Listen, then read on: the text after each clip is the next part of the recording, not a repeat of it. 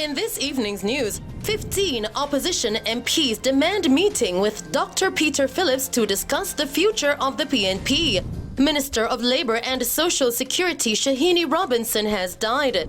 Jamaica has 575 confirmed COVID-19 cases, with 7 new cases in the last 24 hours. Still tonight, the Ministry of Tourism through the TPDCO and the TEF supply 10,000 masks to tourism frontline workers, and NCU Alumni Federation raises more than $300,000 to establish a scholarship fund for NCU students who have been financially impacted by the COVID-19 pandemic.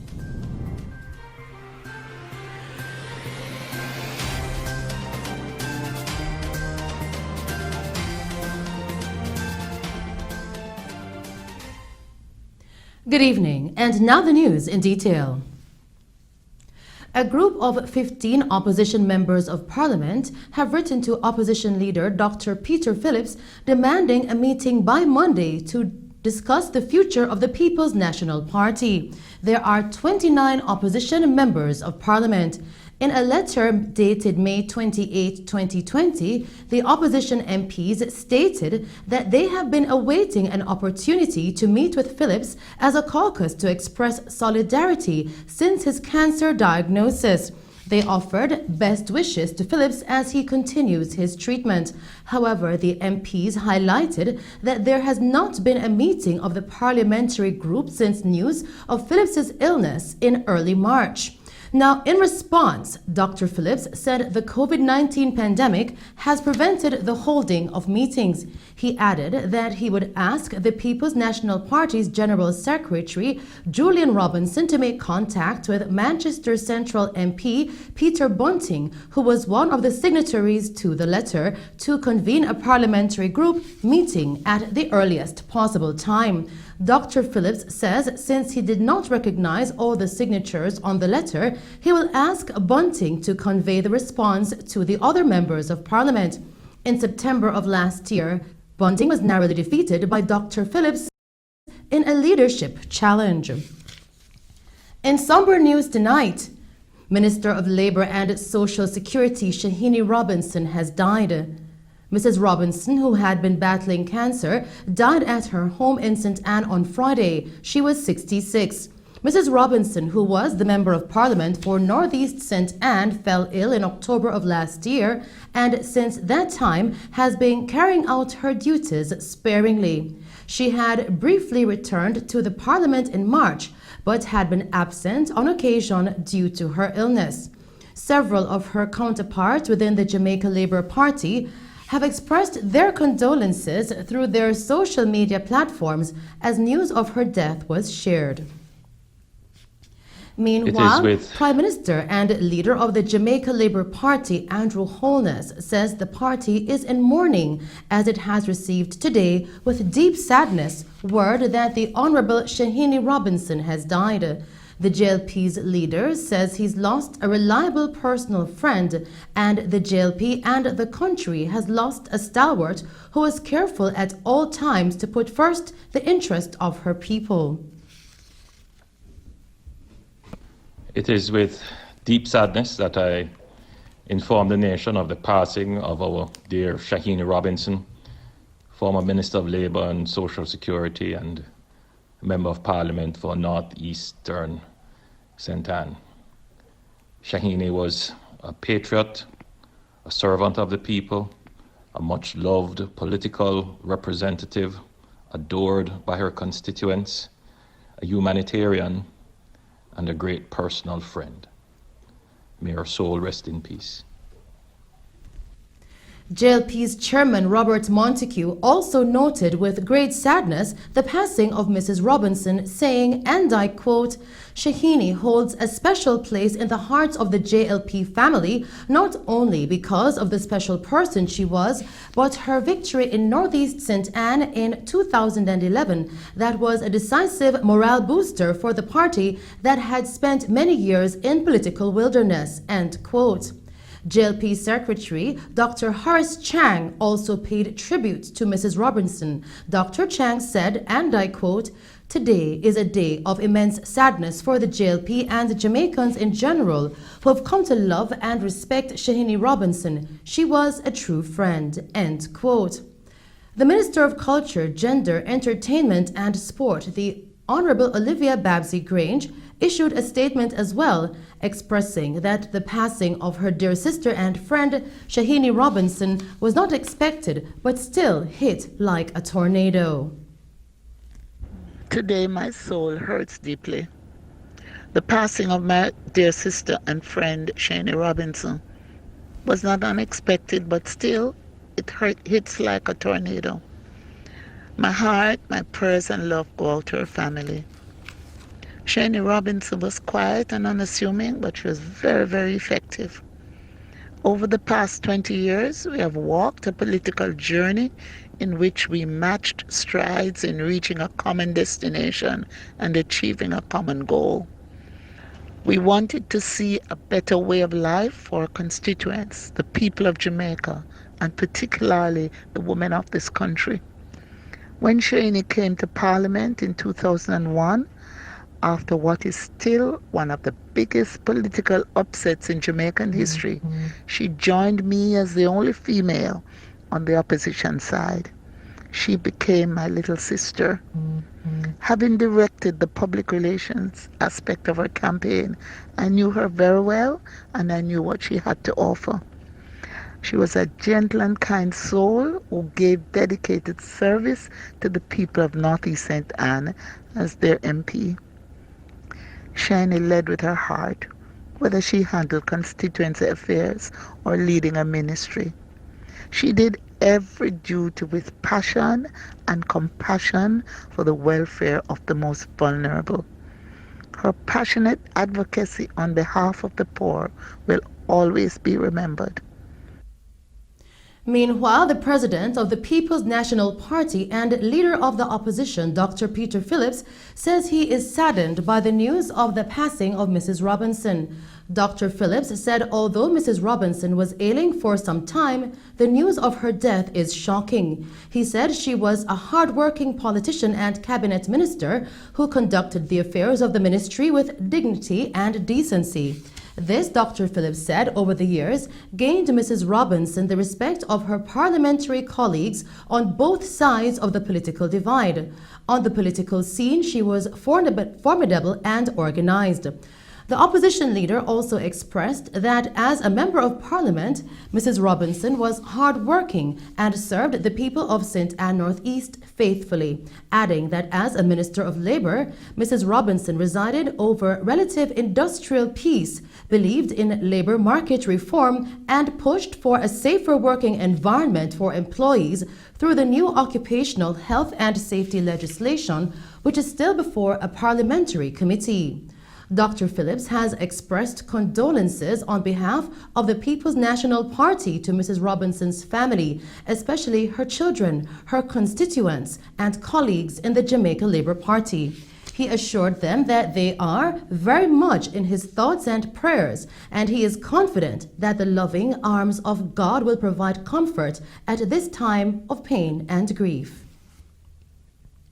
Still making Mello TV news, Jamaica has recorded 575 confirmed COVID-19 cases, with 7 new cases in the last 24 hours.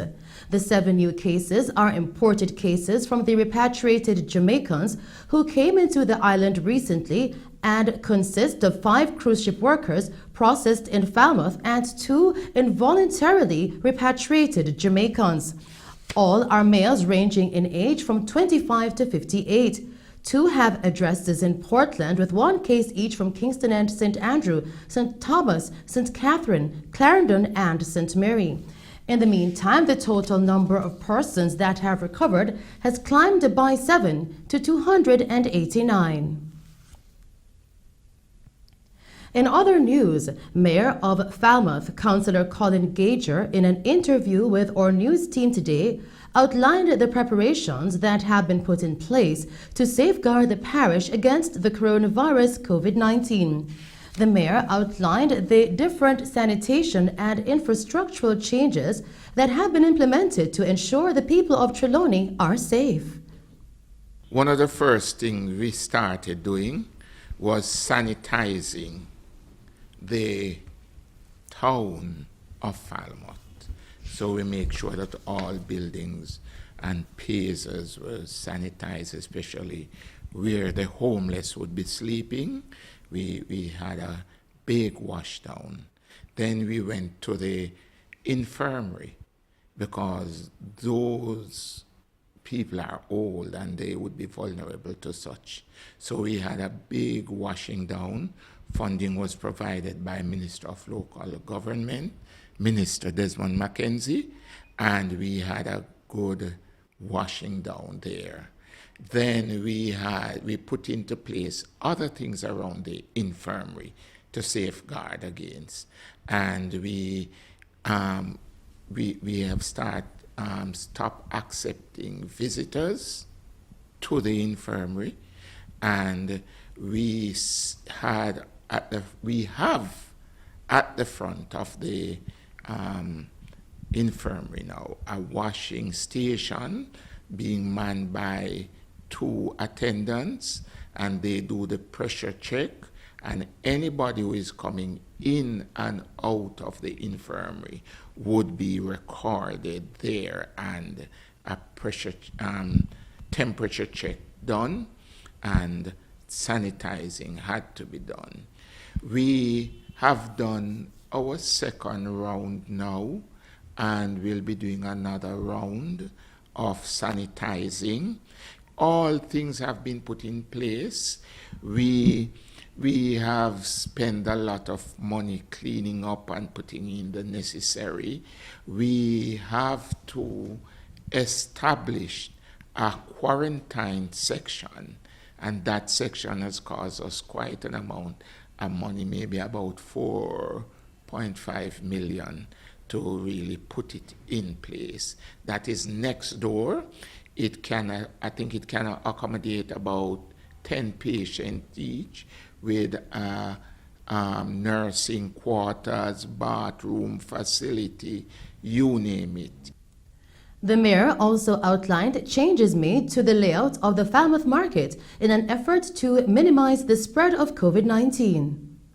We have also paid attention to our markets because that's where you have really the crowding, and we work along with the health department, and they guide us, and they would hand out flyers, and they help us in keeping that social distance space. We have installed hand washing facilities, extra hand washing facilities, and sanitizing station, and everybody who goes in receive a temperature check.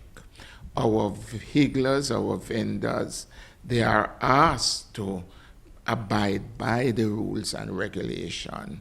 Unfortunately, though, we would have some that sort of want to do their own thing and say, for example, they will be crowded on the passageway, not giving enough access for people to pass freely without touching.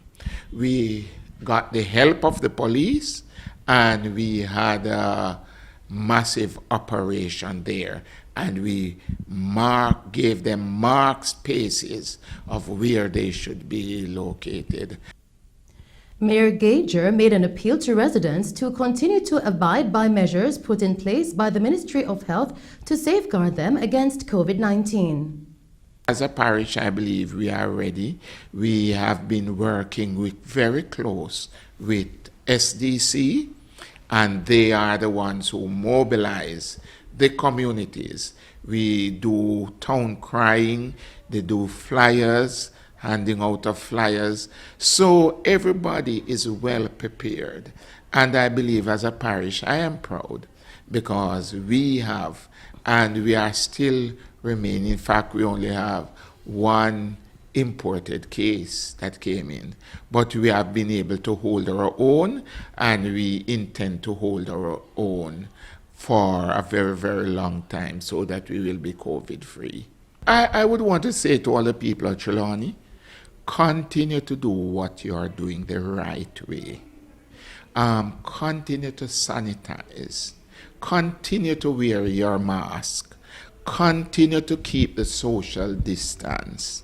If you do that, I am sure that we'll be able to stay away from COVID-19. In the meanwhile, Mayor Gager expressed joy in the parish being able to be available to assist in repatriating Jamaicans at the Falmouth Pier. He is urging residents not to discriminate against those who come in, but rather welcome their fellow Jamaicans home.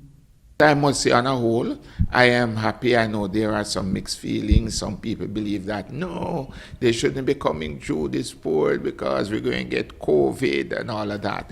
But I am saying that as people, we have to be able to think and consider how other people feel. They have been stranded out in sea for the longest while. They want to come back home. There must be a certain protocol that you follow. As long as that protocol is followed, we are welcoming them here into the parish.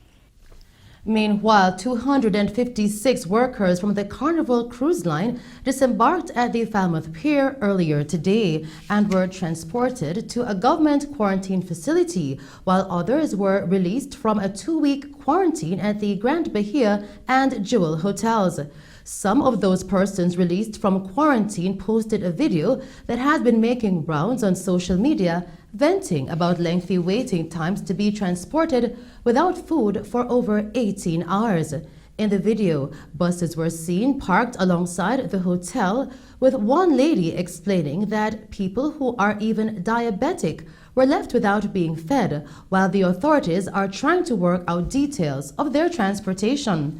There were moments in the video where buses were seen parked on the Jimmy Cliff Boulevard in Montego Bay, St. James, with another female explaining that the buses were parked along the roadway with persons being transported to St. James without a clear directive as to how they are to be dropped off and without sufficient food.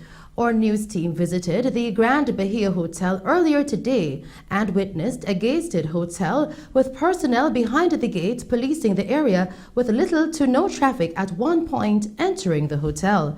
We will bring you more on this story in subsequent newscasts.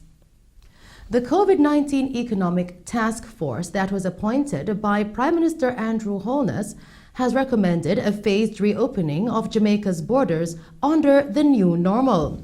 Procedures consistent with public health guidance is also recommended. The task force says its recommendation to reopen the borders follows the recent predictions of the PIOJ for economic contraction of 12 to 14% for the April 2020 to June 2020 quarter, as well as the latest figures on COVID-19 infections on the island. The COVID-19 task force, chaired by Minister of Finance Dr. Nigel Clark, in a statement today suggested that international airports be opened firstly to Jamaicans who wish to return and then to others, noting that Jamaica is a very open economy with approximately 80% of GDP from trade in goods and services. The task force says it is, quote, impossible for economic recovery to begin without a gradual adjustment to border restrictions. The task force says it has established a working group consisting of labor, health, and productive sector specialists, which is far advanced in the development of protocols designed to protect the health of the Jamaican worker while allowing that worker to provide for his family. In addition, the task force outlined that the Ministry of Health has signaled that it stands ready to work with all other stakeholders to achieve the objectives of economic recovery. In the meantime, the Ministry of Tourism, through its agencies, the Tourism Products Development Company, TPDCO, and the Tourism Enhancement Fund, TEF, have embarked on a program to supply 10,000 masks to tourism frontline workers. The Minister of Tourism, Edmund Bartlett, in a press briefing earlier today, said that given the total number of masks to be produced, agencies have engaged suppliers from various initiatives and ordinary seamstresses to produce these masks, along with the Tourism Linkages Network, TLN, who will also be training craft producers to make masks. Today's activity is another of those actions that we're taking to secure the well-being of our workers. You will recall that we started out with an online training program that we're going to give a report on shortly. We are recommending that all the workers of the tourism industry should wear their mask. Of course, the Prime Minister has already made that a condition for all of us, and the medical fraternity has supported that. So we want to assist in ensuring full compliance, as a result of which we are providing 10,000 masks for the workers of the industry. And in doing so, we are also offering an opportunity for small enterprises to create cottage industry, making masks. And so far, we have some 22 small entrepreneurs who are making masks for us to make up this 10,000. And we're going to add some more as we go on. We're spending just a little over $5 million in this exercise, and we're excited that it will do a number of things. One, it will provide the protective cover that we want, the layer of management of the risk that I spoke about, but it will also provide jobs. It's an opportunity for income generating activities, also an opportunity for economic sustainability. Minister Bartlett also said that in preparation for the reopening of the tourism industry, new protocols have been drafted to protect the workers and visitors coming into the island. Therefore, we have to even be more rigorous in terms of developing the kind of layering and the level of screening and protection that is required to secure all our local people as well as the visitors who we bring into the destination. And in keeping with that, there are a number of what we call COVID security equipment that are required to be used for protection by workers to begin with, and then of course by general players and stakeholders within the industry. Just to allow you a sense of how vigorous our own efforts have been, is that we've just completed an 88-page document detailing the protocols to be embraced during the opening and after of tourism in Jamaica. And that document is just completed. The Ministry of Health is reviewing and is to sign off on it today. The UNWTO and the World Tourism and Travel Council are to be briefed later on.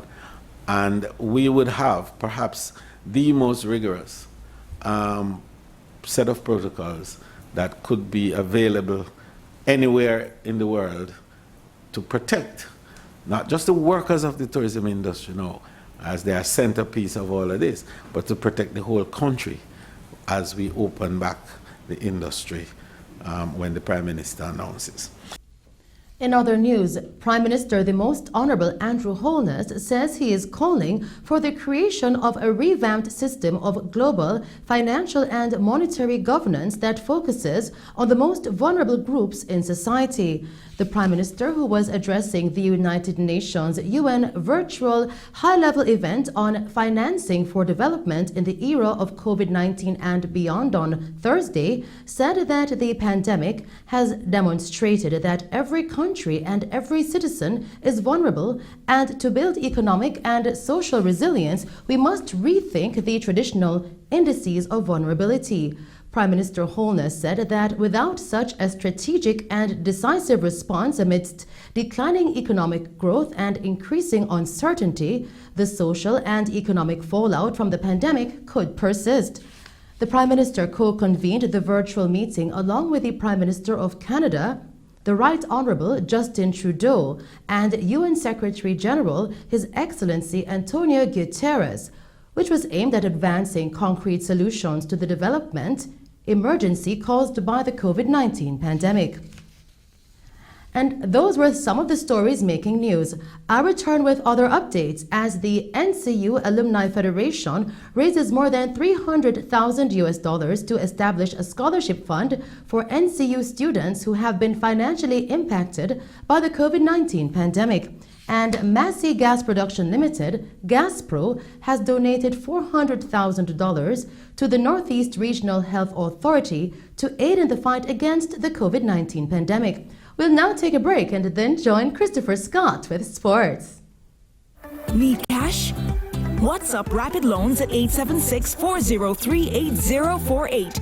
That's 876-403-8048. Quick loans until payday. All you need is your ID, proof of address, 2 payslips, and a job letter. No security required. Loans for rent, utility bills, medical expenses, and car repairs until payday. Rapid Loans Financial Services. WhatsApp 876-403-8048. Jamaica Weekly, the voice of Jamaica, is Jamaica's newest and most exciting full-color tabloid newspaper, packed with news, sports, entertainment, and a whole lot more. Jamaica Weekly is free and is distributed every Thursday to businesses and consumers island-wide. Pick up your free copy of Jamaica Weekly today at major retail outlets near you, supermarkets, pharmacies, and service stations. For more information, call 876-616-3031. Jamaica Weekly. Pick up your free copy today.